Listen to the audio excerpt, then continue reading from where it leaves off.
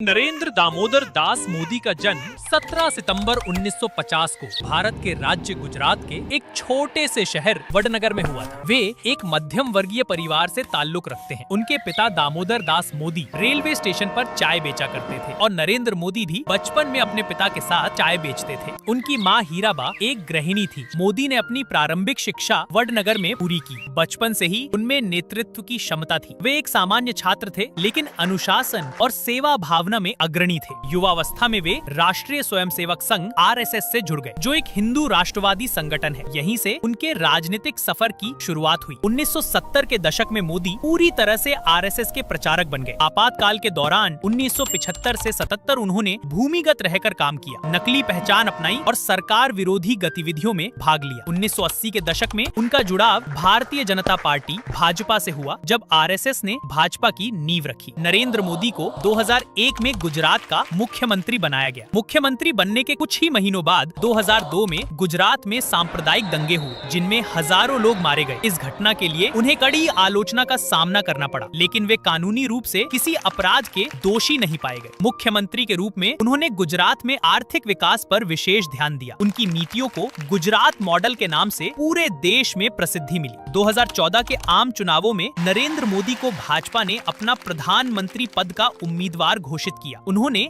सबका साथ सबका विकास के नारे पर चुनाव प्रचार किया। उनके जोशीले भाषणों, सोशल मीडिया पर सक्रियता और विकास के वादों ने भाजपा को ऐतिहासिक जीत दिलाई। नरेंद्र मोदी 26 मई 2014 को भारत के 14वें प्रधानमंत्री बने। 2019 में नरेंद्र मोदी ने एक बार फिर भारी जीत दर्ज की। उनकी सरकार ने कई अहम फैसले लिए। अनुच्छेद 370 का हटाया जाना, 3 तलाक पर प्रतिबंध, नागरिकता संशोधन अधिनियम, कोरोना वायरस के दौरान लॉकडाउन और वैक्सीन अभियान, वैश्विक स्तर पर भारत की पहचान को मजबूत करना मोदी को एक कठोर, संकल्पित और देशभक्त नेता माना जाता है। उनके समर्थक उन्हें भारत की तरक्की और वैश्विक पहचान का प्रतीक मानते हैं, जबकि आलोचक उन्हें धार्मिक ध्रुवीकरण, अभिव्यक्ति की स्वतंत्रता पर अंकुश और संस्थागत स्वतंत्रता को सीमित करने के लिए आलोचना करते हैं। मोदी को कविता, योग और सोशल मीडिया पसंद है। वे अक्सर अपने भाषणों में दमदार उदाहरणों का उपयोग करते हैं। उन्होंने अपने जीवन का एक हिस्सा सन्यासियों की तरह घूमते हुए भी बिताया है।